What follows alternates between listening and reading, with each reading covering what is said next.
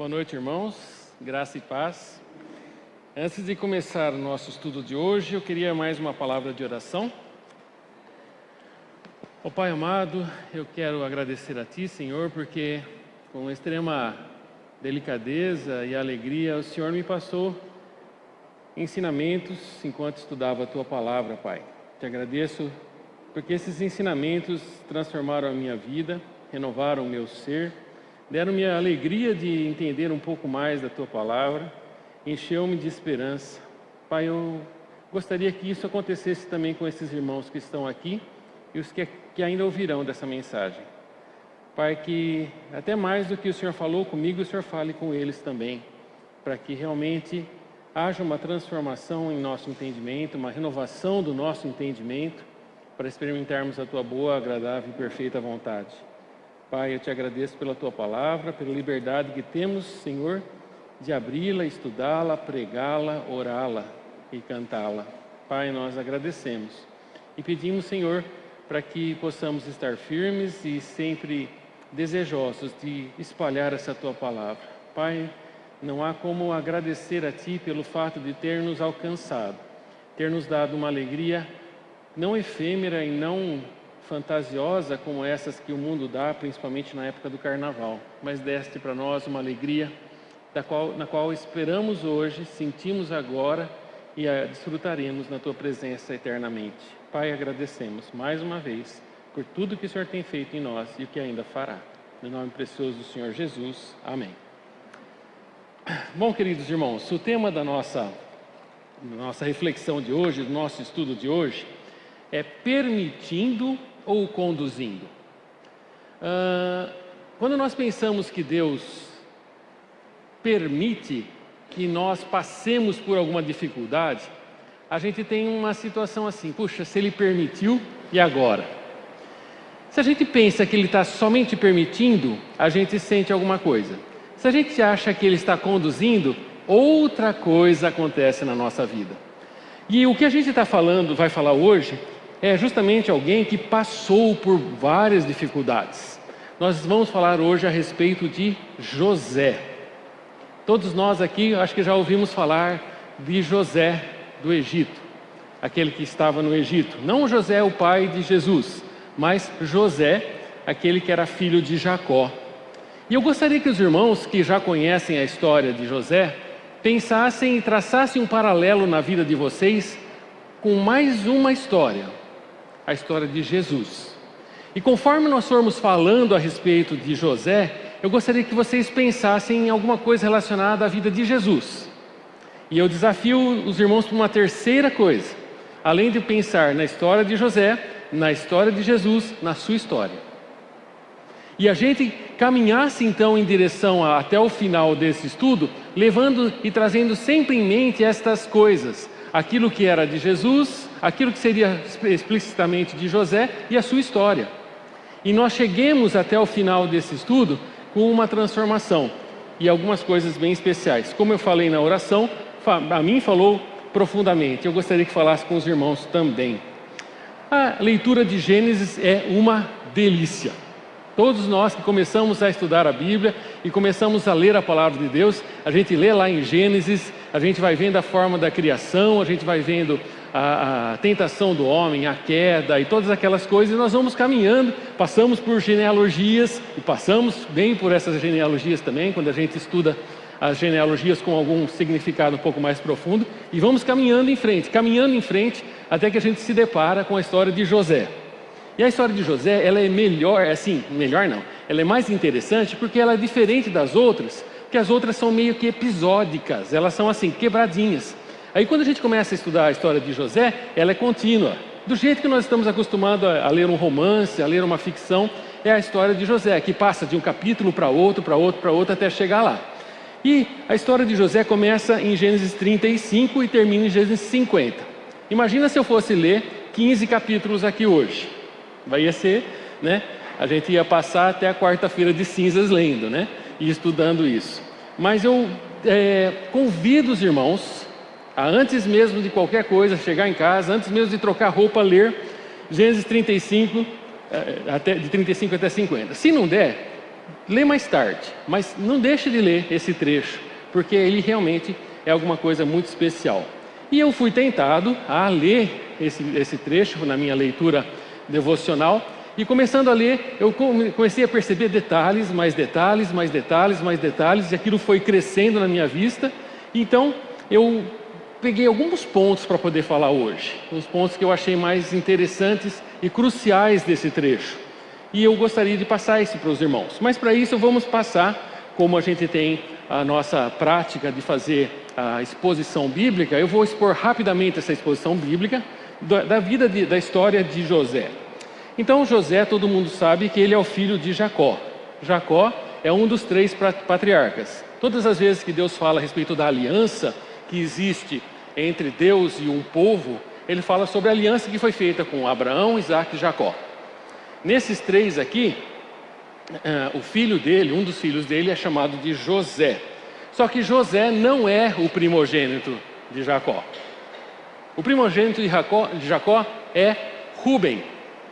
Mas Rúben quem era? Rúben era um dos filhos, era o primeiro filho de Lia, né? Lia, que foi uma mulher com quem Jacó se casou. Só que todo mundo sabe da história. Ele gostava mesmo de Raquel. E ele foi enganado. O sogro dele deu uma de Labão sem braço, quer dizer, João sem braço. E nessa de João sem braço, mais ou menos, que é a expressão que a gente usa, ele fez com que Jacó, bêbado, tivesse relação sexual com a Lia, e aí o casamento se consumou. Aí nós percebemos que ele trabalhou mais 7 anos. Ele já tinha trabalhado 7 anos por Raquel e trabalhou 14 anos por uma mulher, por Raquel. Isso é que é amor, né? Trabalhar 14 anos praticamente como escravo, para poder ter o direito depois de casar com aquela mulher que ele amava. Só que ela era estéril. Ela não poderia ter filhos. Bom, ele teve 2 esposas e teve 2 concubinas. Se a gente fosse ver mesmo, as coisas não estavam muito boas não, né? Não estavam muito certas. Porque Deus já havia ensinado lá em Gênesis que o homem deveria deixar o seu pai e sua mãe e se casar com a sua mulher, única, né? Sua mulher, e fazer uma só carne com ela. Ele já estava assim meio que, né? Apesar de ser uma coisa meio que comum na época, na intenção inicial de Deus ele estava fora. Ele tinha então 2 concubinas e tinha 2 esposas. Rúben era um primogênito. Para Jacó, primogenitura era uma questão meio que cabeluda, né? A gente pode perceber que era uma coisa assim, que ele teve problemas com isso. Mas em relação a Rúben não tinha expressão nenhuma. Rúben não tinha nenhuma expressão, apesar de ser o primogênito. Os olhos de Jacó estavam sobre José, o filho da esposa amada dele.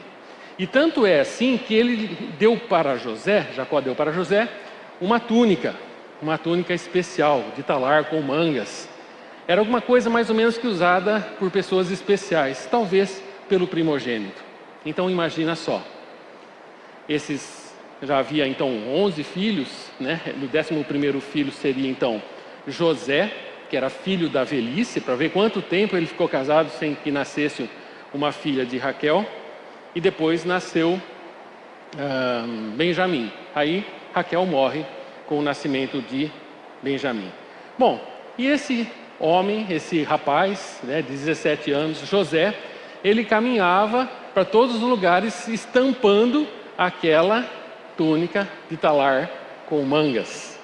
Aquilo provocava uma certa raiva em todos os seus irmãos. Todos os seus irmãos sentiam um pouco de raiva porque eles estavam preteridos. Aquele que nem era o primogênito não tinha direito a muita coisa, esse que era considerado como o primogênito. Bom, para piorar a situação, José, ele não ficava calado, ele acabava falando. E falava. E quando ele falou a respeito do seu sonho, um sonho especial que ele teve, ele sonhou que ele estava sendo, vamos contar rapidamente para não perder assim muito tempo com isso, ele ia ser reverenciado por todos os seus irmãos. os seus irmãos iriam reverenciá-lo. Ele ia ser superior aos seus irmãos. Isso foi terrível. Eles ficaram, então, extremamente bravos com isso. Não gostaram disso. Aí, a gente vai começar, então, a fazer algumas implicações. José era o filho que dava alegria ao seu pai. Fazia tudo que era correto. E ele também foi mandado por Jacó para ver determinado dia o que os seus irmãos faziam. Eles foram pastorear num lugar chamado Siquém, e era para ir para Siquém. Só que eles foram para Dotã, uma outra cidade. Então, ele foi para ver o que os seus filhos desobedientes costumeiramente faziam. Se a gente for pensar que Jesus também, naquela parábola, em que ele foi o filho, e que foi rejeitado, em que nós podemos perceber que Jesus também veio e ele era o filho querido, este é o meu filho amado em quem me comprazo, e ele que fazia a vontade de Deus, essa situação que existe de rejeição de Jesus Cristo é mais ou menos parecida com a situação de José. Então nós estamos começando a traçar um paralelo. Estou startando isso para vocês começarem a pensar nessas comparações. Se você tem na sua vida alguma coisa parecida, pense nisso também. Se você também tem essa situação de pessoas que você ama, que te desprezam, vai caminhando junto. Nós vamos caminhando nesses 3 caminhos. A história de José, a história de Jesus e a sua história. Continuando então a respeito disso, nós paramos aqui nessa situação, em que José chega, vê de longe aquela túnica de talar que piscava mais do que neon, na mente pecaminosa e invejosa dos seus irmãos. De longe já falou assim: lá vem o sonhador mor. Vamos fazer o seguinte, vamos matar esse homem. Vamos matar esse filho, esse irmão nosso, filho de Jacó, vamos matá-lo. E resolveram matar.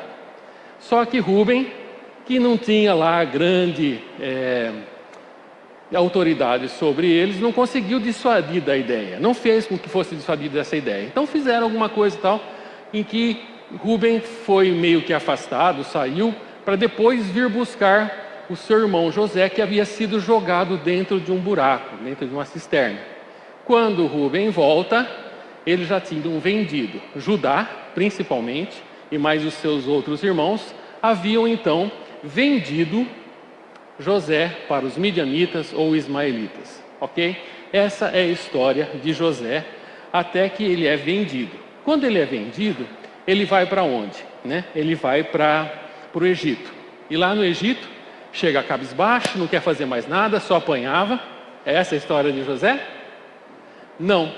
Quando ele é vendido, então, para Potifar, que era uma pessoa da guarda do faraó, era uma pessoa poderosa, esse Potifar chega e coloca José para trabalhar. José, fazendo tudo da melhor maneira possível, começou a prosperar.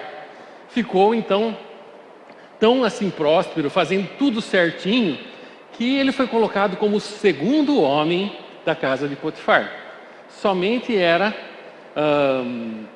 submisso ao próprio Potifar. E aqui o que acontece? Ele tinha um grave problema, José. Ele era bonito. E essa sua beleza fez com que a esposa de Potifar arrastasse a Asa para ele. Então o que aconteceu? Ela queria seduzi-lo, mas José não aceitou a sedução. Até que uma hora essa esposa de Potifar, ela fez uma armadilha em que ela estava só ela e ele na casa e tentou seduzi-lo, agarrando, ele saiu correndo e deixou até a capa que ele tinha e foi embora. Não era aquela túnica de lagar que ele já tinha perdido, já tinha sido arrancada. Era uma outra túnica e ele preferiu deixar aquela túnica e ir embora do que correr o risco de voltar a pegar e acontecer alguma coisa. Então, nós encontramos isso. O que era para acontecer com ele? Ser morto. Talvez Potifar, sabendo que essa esposa dele não era muita flor que se cheirasse, ou qualquer outro motivo, ao invés de mandá-lo para a morte, mandou para ser encarcerado.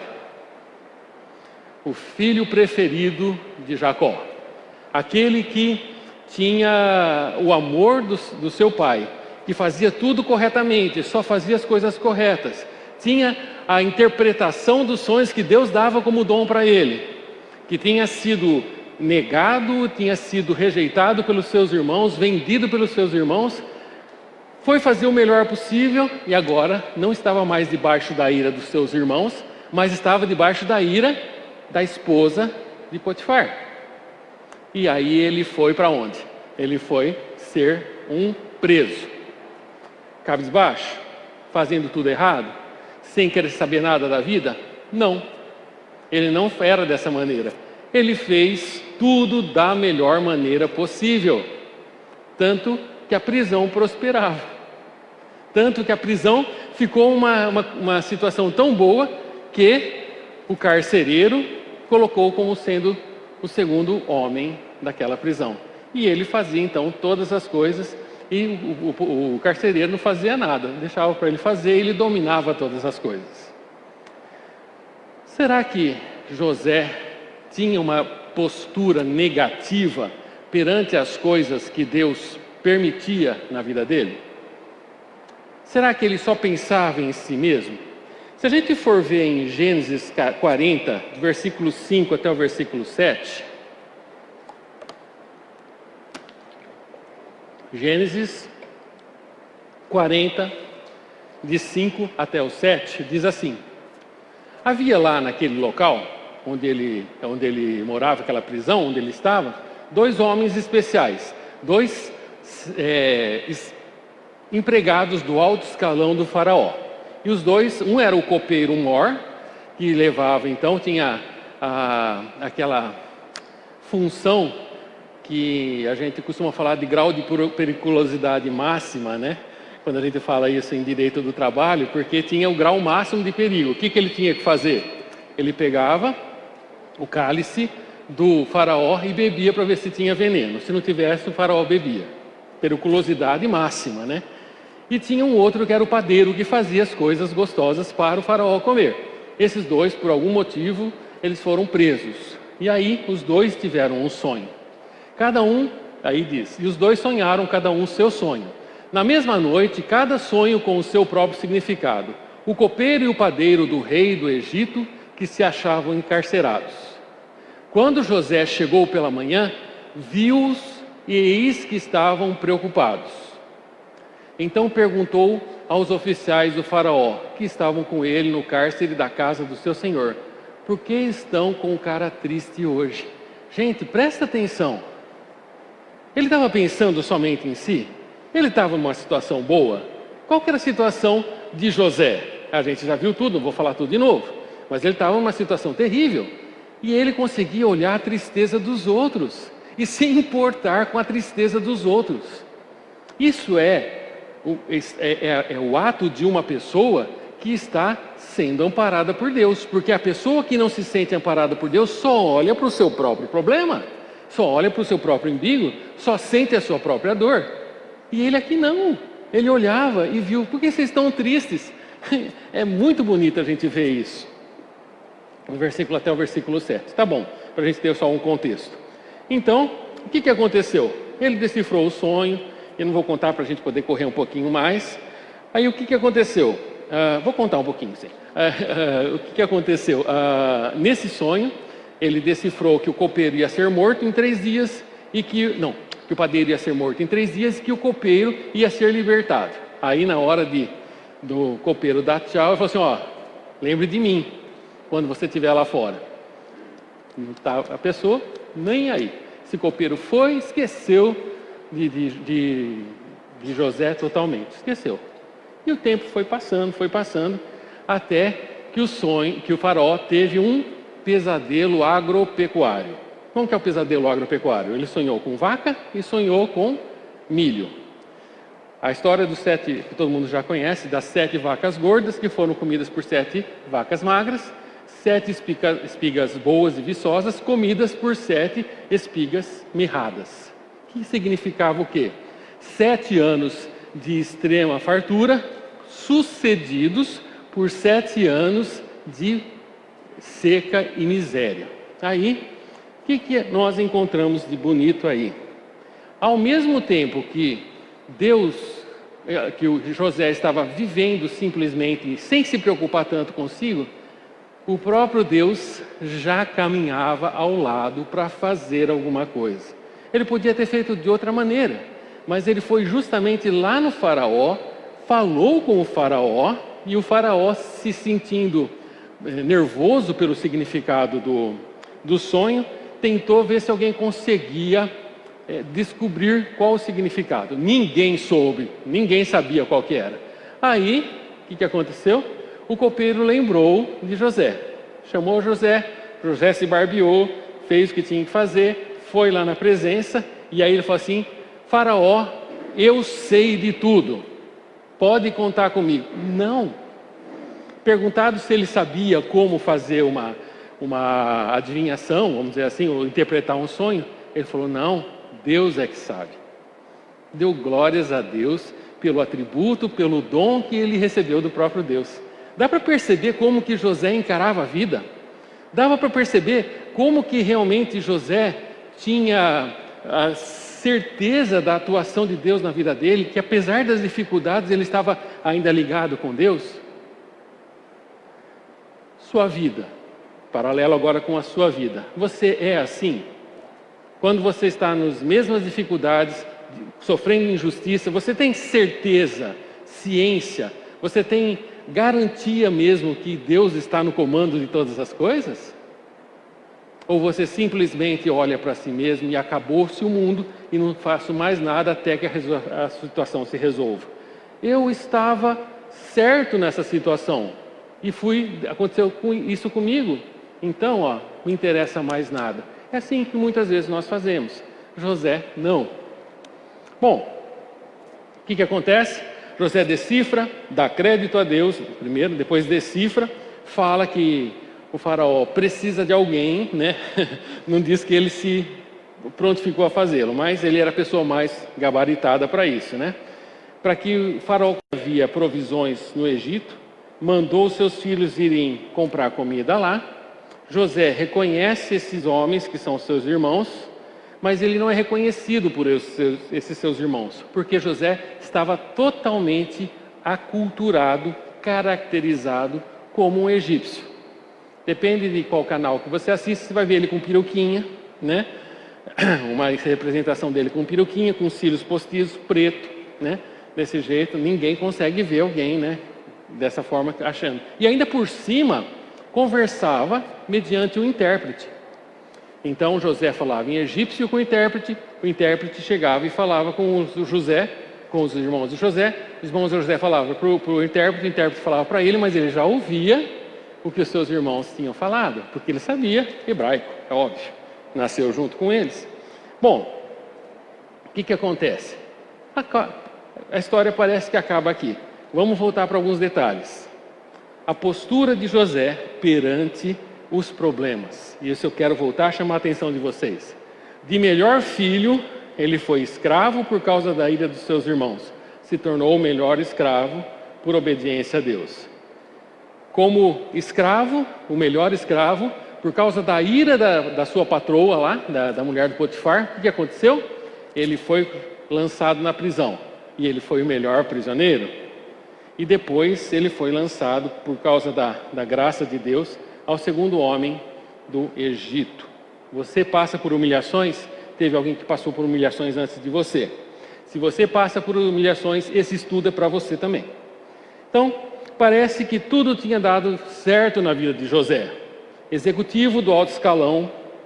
Imagina lá, ele entrar no escritório dele, no gabinete dele, José, aqueles papiros da iPhone, né?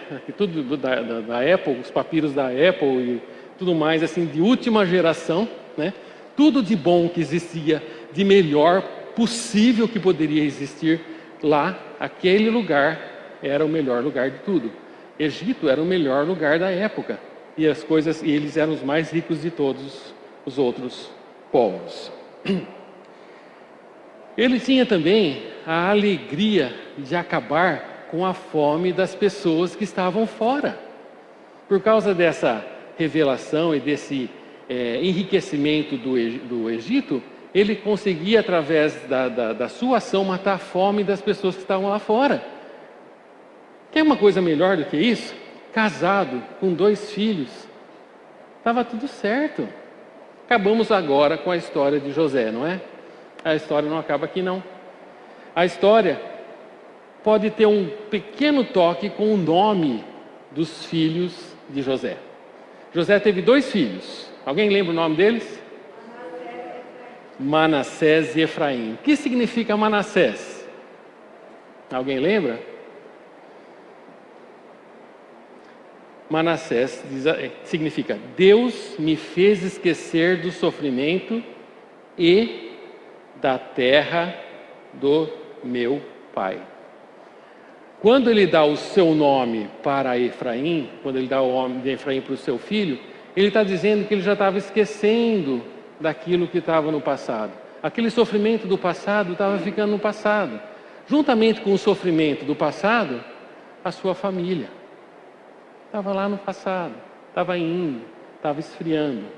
E aí Efraim significa: Deus me fez prosperar na terra da aflição. A terra que eu estou, que era para onde eu vir afligido, eu estou prosperando. Meu passado está acabando, meu futuro, meu presente e meu futuro está uma maravilha. Tudo em ordem.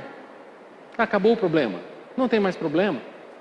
Como a gente viu, executivo, filantropo, casado com 2 filhos. Tudo em ordem. Filantropo não, porque ele vendia, né? Mas tudo bem, ele ajudava socialmente as outras pessoas. Bom, grave problema da vida de José. Estava afastado da promessa. A promessa tinha sido feita a quem? Abraão, Isaque e Jacó. José estava afastado. Como que se pode ficar feliz afastado da promessa de Deus? Se você nunca mais quiser voltar à igreja e você conseguir um bom emprego, e você se casar, tiver 2 filhos, e você ainda ajudar as pessoas lá fora, para que eu vou em igreja? Para que eu vou ouvir a palavra de Deus? Para que eu vou crescer? Não importa, imagina, não tem problema nenhum, deixa quieto. Gente, como nós podemos ficar alegres, afastados da promessa de Deus? A promessa deles era um pouco diferente da nossa, mas nós temos uma promessa para nós. A promessa qual é? É a nossa vida eterna. E tudo aquilo que Deus está fazendo na nossa vida, como Ele completa a nossa vida dia após dia. Bom, Deus não queria isso para a vida de José. E o que aconteceu? Começa uma revolução na vida pacata e sossegada de José. Tudo em ordem, até que aparece alguém para fazer compra lá. Quem que são? Os filhos de Jacó, os seus irmãos. Eles chegam lá. Quanto tempo vocês acham que tinha passado entre ele ter sido vendido para o Egito até o dia em que os seus irmãos foram lá comprar os mantimentos para não morrerem? Quanto tempo vocês acham que passou? 20 anos. Passaram 20 anos. Você lembra o que aconteceu na sua vida nesses últimos 20 anos? Passou alguma coisa debaixo da ponte? O rio passou debaixo da ponte nesses 20 anos? Passou. Pensa no ano passado, retrasado, outros anos. Pensa em 20 anos se passando, com todas essas coisas maravilhosas acontecendo. Quanta coisa aconteceu. Mas passado 20 anos, os seus irmãos aparecem e começa a balançar novamente José. José conseguiu ouvir as conversas deles, mas não se deu a conhecer. Olha lá em Gênesis 42, do versículo 21 até o versículo 42. Não, 24. 42, 21 a 24. Então disseram entre si. Aí então, na presença de José, sem saber que José os conhecia, sabia a sua língua, disse assim. Então disseram: na verdade, estamos sendo castigados. Aí são os irmãos conversando por causa da situação. Uma situação que depois vocês vão ler lá em casa. Na verdade, estamos sendo castigados por causa do nosso irmão, pois vimos a angústia de sua alma, quando nos pedia e não lhe demos ouvido. Por isso, nos sobrevém agora esta ansiedade. Rúben respondeu-lhes: não é verdade que eu disse? Não pequem contra o jovem? Mas vocês não quiseram me ouvir, pois agora estão vendo que o sangue dele está sendo requerido de nós. Bom, próximo. Eles, porém, não sabiam que José os entendia, porque ele lhes falava por meio de um intérprete. E retirando-se deles, José chorou. Depois, voltando-se para junto deles, lhes falou outra vez. Escolheu Simeão e o algemou na presença deles. José provavelmente não via a hora de chegar. Gente, sou eu. Vem cá dar um abraço, gente. Ele dava a impressão, ele foi tocado, porque ele ouviu isso. E talvez vocês não tenham percebido muito o que aconteceu aqui. 20 anos depois, Deus voltou a história no mesmo lugar. Dá para perceber? Voltou no mesmo ponto de partida. A última vez que ele se encontrou com os seus irmãos foi quando ele foi vendido. E depois, quando ele se encontrou novamente, isso estava o assunto do momento. E já tinha passado 20 anos. Já havia passado 20 anos. Então eu quero que vocês pensem, e que uma coisa que tocou meu coração, sem que Deus lhe pedisse ou esperasse, Deus retoma exatamente o ponto que afastou dos seus parentes. Como que Deus cuida das nossas feridas? Como que Ele cuida das nossas feridas? Deus, Ele é recompensador e Deus é o vingador. Como Ele presta atenção em nós, e nós prestamos tão pouca atenção em Deus. Deus presta atenção nos detalhes da nossa vida, e a gente muitas vezes não presta atenção do cuidado dEle em nossas vidas. José era o filho querido de Deus, de José. José era o filho querido de Jacó. E ele tinha sido esquecido, e ele estava até esquecendo mais ou menos do que tinha acontecido, mas Deus não tinha se esquecido de José e da situação que pôs tudo a acontecer dessa maneira. Isso significa o quê? Que Deus não permitiu, Deus guiou. E esse é o motivo que a gente tem que pensar. Se Deus tivesse permitido simplesmente as coisas acontecerem na vida de José, Ele não teria retomado do ponto exato. Mas a gente percebe que ao mesmo tempo que Ele permitia, vamos dizer assim, José sofrer estas coisas, Ele estava guiando José para aquele caminho, ao mesmo tempo que Ele estava mexendo com o faraó, né, com o sonho do faraó, e mexendo lá de uma coisa que nunca saiu da cabeça daqueles irmãos. É Deus mexendo em todas as coisas. Quando nós não enxergamos dessa maneira, nós padecemos, nós sofremos, porque a gente acha que Deus nos deixou aí para sofrer e acabou, permitiu o sofrimento. Deus não permite só o sofrimento, Ele guia para o sofrimento e através do sofrimento. É muito mais fácil a gente poder dar glórias a Deus quando a gente percebe que Deus não só permitiu, como Ele está guiando, está de acordo com a vontade de Deus, todas as coisas que acontecem na nossa vida. Então, José não via a hora, talvez, de chegar e se demonstrar quem ele era para os seus irmãos. Mas só havia remorso e tristeza, mas faltava mais um ingrediente. O arrependimento, ele não é simplesmente remorso e tristeza. O arrependimento tem um componente a mais, e esse componente a mais é mudança de atitude. José tinha visto remorso e tristeza, que a gente leu lá, mas precisava ver alguma coisa, se houve uma mudança de atitude ou não. E a gente vai perceber que houve essa mudança, e a mudança a gente vai ver a partir de agora. José, ele exige que tragam Benjamim, o filho mais novo deles lá, o irmão mais novo, para ser conhecido. Na realidade ele conhecia, só queria ver o Benjamim. Quem que tramou contra a vida de José para matá-lo? Alguém sabe? Não foi o Rúben. Quem? Judá. Judá foi aquele que tramou todas as coisas.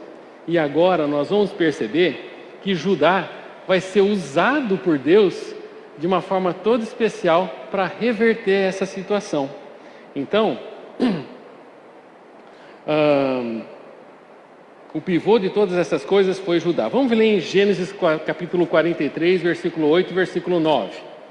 Então Judá disse a Israel: Então eles voltaram para lá, para a terra dos seus, lá em Canaã, e aí acabou todas as coisas, eles tinham que voltar novamente lá para pegar mais alimentos.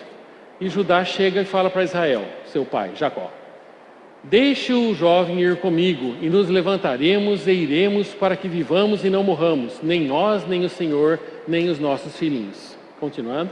Eu serei responsável, Judá falando, eu serei responsável por ele, da minha mão o Senhor poderá requerê-lo. Se eu não o trouxer de volta e não o puser diante do Senhor, serei culpado para com o Senhor pelo resto da minha vida. Ok. Então, a gente percebe Judá se dispondo a fazer isso. Aquele que tinha tramado para que ele fosse vendido, José fosse vendido, agora ele que estava tomando a frente. Ele tinha tomado a frente para reverter essa situação. Então, o teste final acontece quando eles voltam com Benjamim para o Egito e José faz uma trama. Faz eles voltarem com os mantimentos, mas esconde lá no saco, lá nas coisas de Benjamim, um cálice, o cálice que ele mesmo tomava. Aí depois que eles estão partindo, José manda que o seu empregado vá lá. Quando chega alguém, ele fala assim: alguém roubou o cálice de meu senhor, que era José. O que aconteceu? Imagina, quem que vai roubar? Aí falaram, eles mesmo falaram assim: olha, se alguém roubou vai ser morto, pode matar. Aí começa a procurar, procura, abre, está lá nas coisas de Benjamim. O veredito foi eles que deram. Em outras palavras, mate. Só que o servo tinha falado outra coisa. Ele falou assim: não vamos matá-lo, nós vamos levá-lo escravos. Imagina o ponto de tensão. Judá tendo que voltar para casa e falar para o pai que Benjamim não voltou. E ele tinha dado a sua palavra que ia voltar. Segundo ponto, que a gente pode achar bem interessante, né? Eles poderiam chegar e falar assim: olha, a gente não tem culpa, o Benjamim roubou, azar dele. Mas o que aconteceu? Voltou todo mundo para o Egito de novo. Todos eles voltaram para o Egito e foram lá falar no ouvido de José.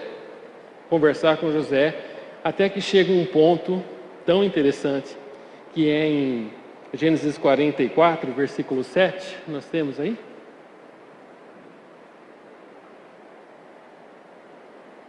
Então,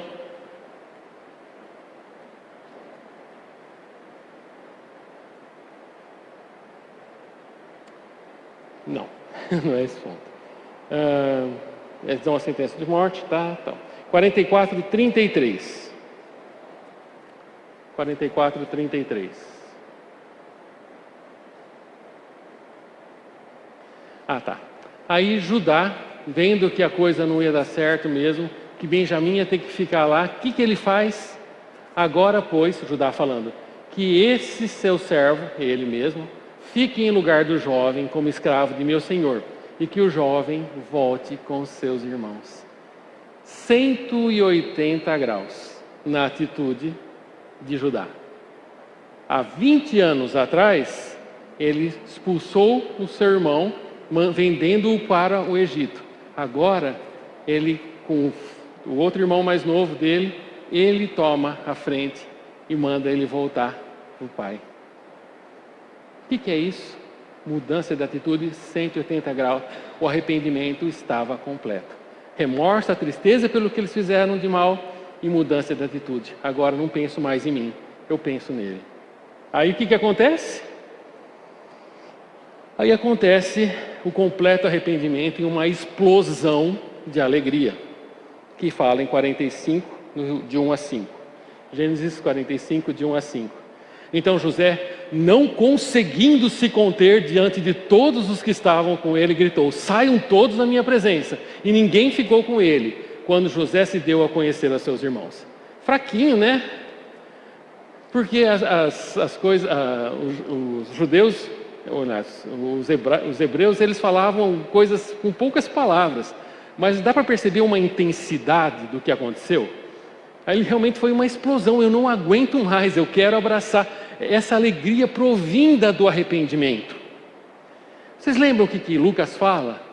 E lá em Lucas fala que a festa no céu quando o pecador se arrepende. Por quê? Porque quando o pecador se arrepende e muda o seu comportamento, está na presença de Deus, Deus e os anjos se alegram. Alguma coisa parecida aconteceu aqui. Aquela vida, aquela comunhão foi restaurada de uma forma totalmente especial. Continuando. E levantou a voz em choro, de maneira que os egípcios ouviram até da casa do faraó. Ele berrava, ele gritava de alegria quando ele se reconciliou com os seus irmãos. É uma ideia muito interessante de a gente pensar em relação à alegria que Deus tem quando nós ouvimos o Evangelho, a palavra da verdade, o Evangelho da nossa salvação, tendo neles crido, somos selados com o Espírito Santo da promessa e nós passamos a pertencer ao Senhor por toda a eternidade, para a gente nunca mais ser lançado no lago de fogo. Passamos a ser filhos, propriedades, santos, propriedades de Deus. A alegria que isso traz. Então, a gente consegue perceber aqui uma analogia entre Deus e nós.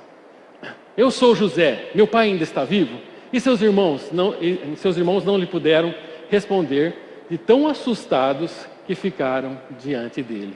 Diante de Deus, provavelmente, né? Porque como é que isso aconteceu? Como que Deus moveu tudo? Continuando. E José disse aos seus irmãos: agora cheguem perto de mim. E eles chegaram. Então ele disse: eu sou José, o irmão de vocês, que vocês venderam para o Egito. Trouxe a memória novamente. Agora, pois, não fiquem tristes, nem irritados contra vocês mesmos. Olha o cuidado que ele teve com eles mesmos, né? Havia perdão nessa atitude, havia amor. Ele era o ofendido, ele era aquele que tinha sido vendido, ele que tinha sofrido todas aquelas coisas. Ele tinha cuidado. Não se irritem entre vocês, cuidando deles, por terem me vendido para cá, porque foi para a preservação da vida que Deus me enviou adiante de vocês. A resposta de todas as coisas: tudo tem propósito. Tudo na vida do crente, especialmente, tem propósito. Se há propósito nestas coisas mínimas, há também nas maiores, e em todas as coisas. Então, o que a gente percebe? Nem tudo na Bíblia é tipologia de Cristo, mas muitas coisas, praticamente todas as coisas apontam para Cristo, e a gente percebe coisas assim. Finalizando, nós temos as aplicações que nós temos aqui. José passou por maus bocados. Quando nós passamos, muitas pessoas, quando nós estamos numa dificuldade, eles chegam para a gente e falam assim: olha, está sob a permissão de Deus. Deus é soberano. Quando nos falam uma coisa dessas, a gente engole seco, porque é verdade. É verdade, Deus é soberano. Isso só aconteceu porque Deus permite. Mas muitas vezes o que provoca isso, essas palavras provocam em nós uma coisa chamada resignação. Todo mundo conhece essa palavra? Estar resignado. Estar resignado é o quê? Aquela pessoa que aceita pacificamente algo sem se opor, sem se queixar, sem demonstrar qualquer tipo de resistência em determinada situação que lhe é imposta. Isso chama resignação. Será que é isso que Deus quer? Mansidão tem muito a ver com isso. Longanimidade tem muito a ver com isso também. Mas existe algo mais do que simplesmente estar resignado. Quando nós aceitamos que tudo o que acontece na nossa vida de ruim é só por causa da permissão de Deus, a gente pode pensar: Deus então saiu de cena. Pode fazer o que quiser, como a história de Jó. Faz o que quiser. E ele fica meio de lado. Só que não faça só isso. Ele só tira os excessos. O restante, nós nos sentimos nas mãos do inimigo, nos enrolando e nos jogando no chão, fazendo o que quiser. E Deus fala assim: cabeça não bate aqui não. Aqui, tipo assim, aquelas coisas de MMA, né, ou outro tipo de luta. Não, aqui não pode, esse aqui é golpe baixo, esse não pode. Não é isso. De forma alguma. Se nós pensarmos nisso, nós estamos na frente de alguém que é muito mais forte do que nós e nós estamos à mercê dele e Deus somente está de lado olhando. E não é isso. Não pode ser isso. Porque se for assim, a tristeza vem. É só sentar e apanhar. É só isso que a gente tem. O que realmente acontece é que, se nós pensarmos assim, nós ficamos parados, estagnados, sem brilho, sem vida, e não conseguimos testemunhar plenamente a atuação de Deus e o cuidado de Deus nas nossas vidas. Quando isso acontece, a gente não consegue testemunhar, a gente fica sem brilho. Nós abaixamos a cabeça e assim seguimos em frente, triste, aguardando somente que as coisas melhorem. E se não melhorar, eu continuo do mesmo jeito. É isso que Deus quer? É isso que José fez? De forma alguma. As coisas aconteceram e ele continuou do mesmo jeito que ele era antes, fazendo o melhor possível, da melhor maneira possível, agindo do jeito que Deus queria, e somente assim. Aí abaixou um pouco mais, ele continuou do mesmo jeito. Ele não esperou que as coisas melhorassem. Quando as coisas melhoraram, foi pior para ele, porque ele foi esquecendo então dos seus sofrimentos do passado e da casa do seu pai. Quando tudo melhorou, foi pior para ele. Quando ele percebeu que as coisas voltaram e houve aquele choque novamente, ele percebeu do que ele estava se afastando. Então é importante a gente saber que não são as circunstâncias, não, que devem determinar a nossa alegria. Continuando, e a gente já está caminhando para o final, esse pensamento faz com que a gente, apesar de, a pior de tudo que eu acho que a pessoa tem quando ela está resignada, é quando ela tem que mostrar para as pessoas que ela está consolada, quando na realidade ela não está consolada. Quando a gente passa por uma dificuldade e alguém fala para nós, olha, está sob a permissão de Deus, Deus é soberano, e você fala sim, no fundo ela sabe que ela não vai poder voltar mais novamente a essa pessoa e falar, eu não sinto. Porque ela fala, como você sente? Você não acredita na soberania de Deus? Você não acredita na permissão de Deus? Então ela fica daquele jeito, ela não pode nem falar, ela tem que ser obrigada, não, eu acredito. Não, é verdade. Não é isso, não é dessa forma que nós somos chamados para agir. Isso não coaduna, isso não bate com o que fala em Filipenses 1,6. Filipenses 1,6, ele fala assim, ó.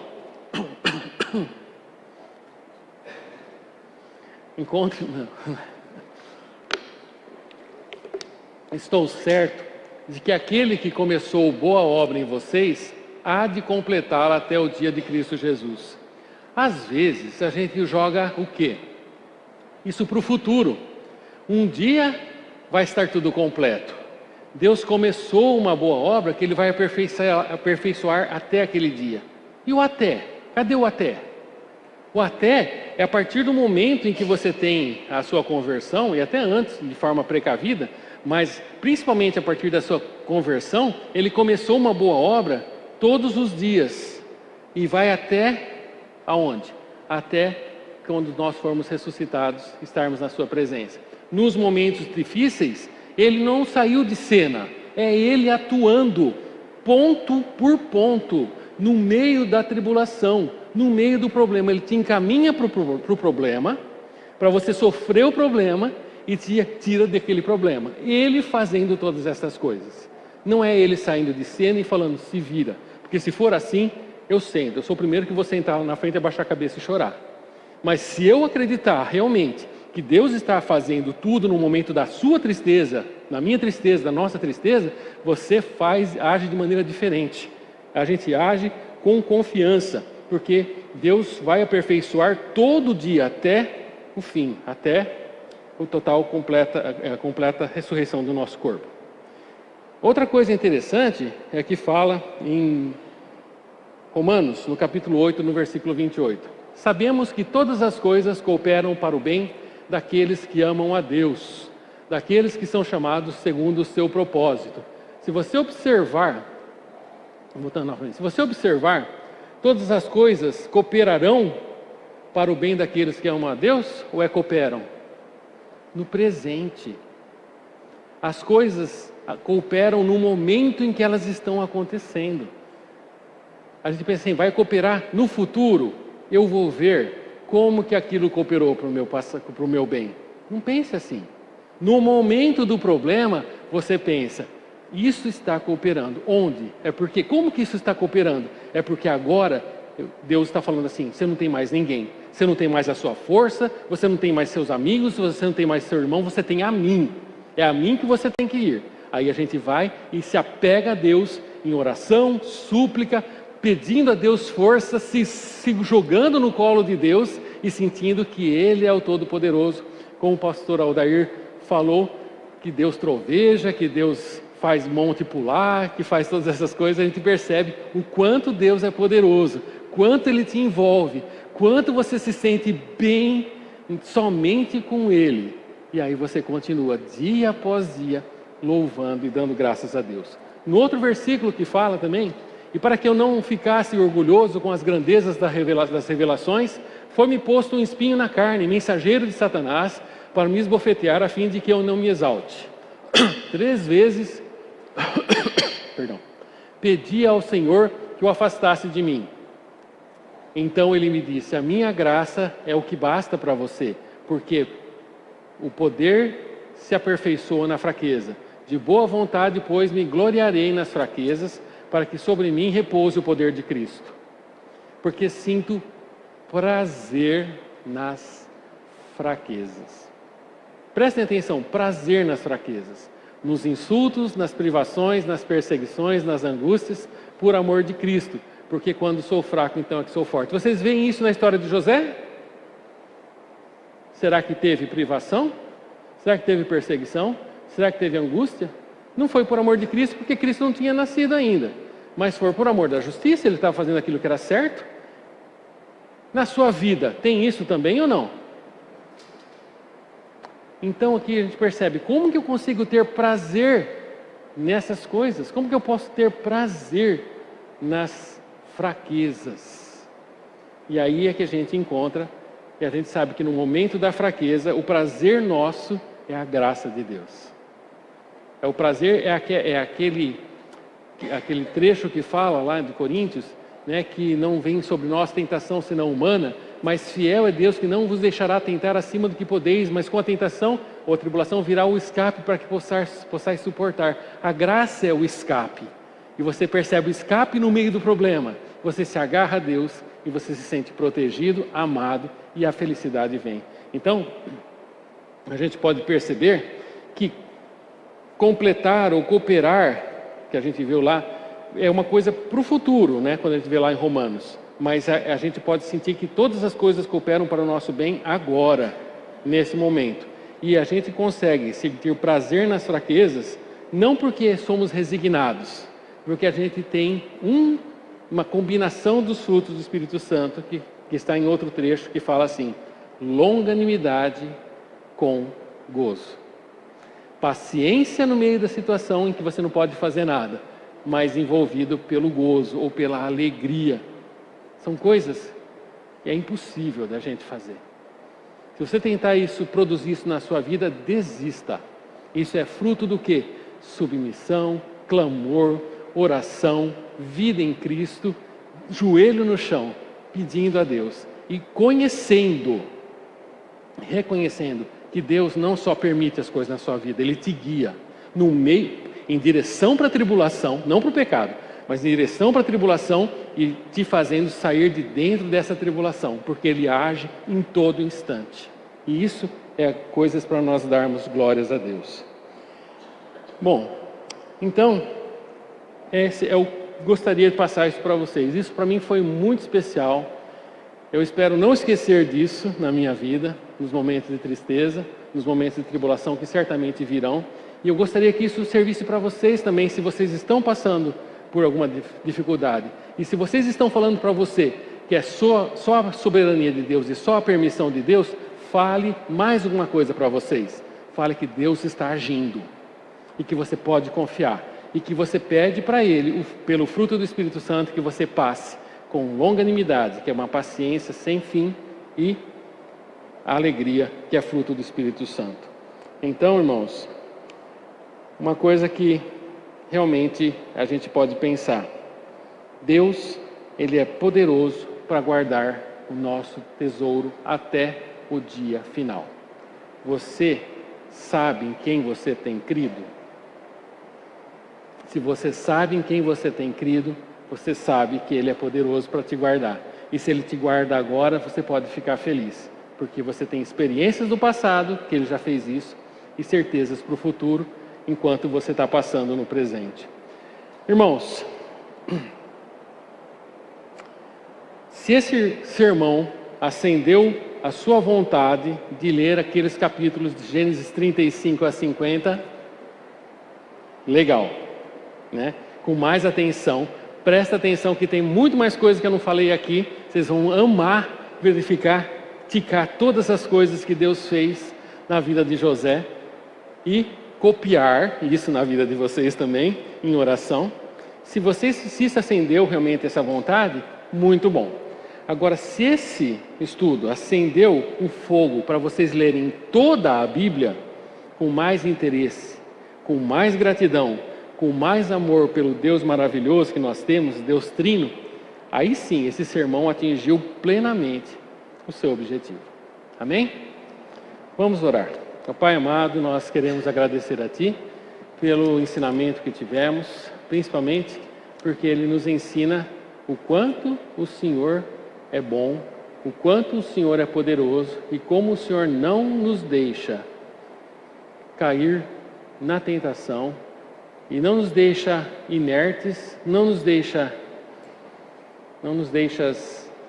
sem uma luz, sem uma direção no meio das nossas tribulações. Pai, nós agradecemos porque temos na história de José um excelente exemplo e principalmente na vida do nosso Senhor Jesus, todo exemplo que precisamos. Nas situações em que Paulo também passou, temos mais exemplos. Pai, ajuda-nos a ser exemplos também para as outras pessoas que estão do nosso lado. Nós te amamos, nós te adoramos, nós bendizemos o teu nome e nós rogamos para que tenhamos força de pôr em prática tudo aquilo que aprendemos. No nome precioso do Senhor Jesus. Amém.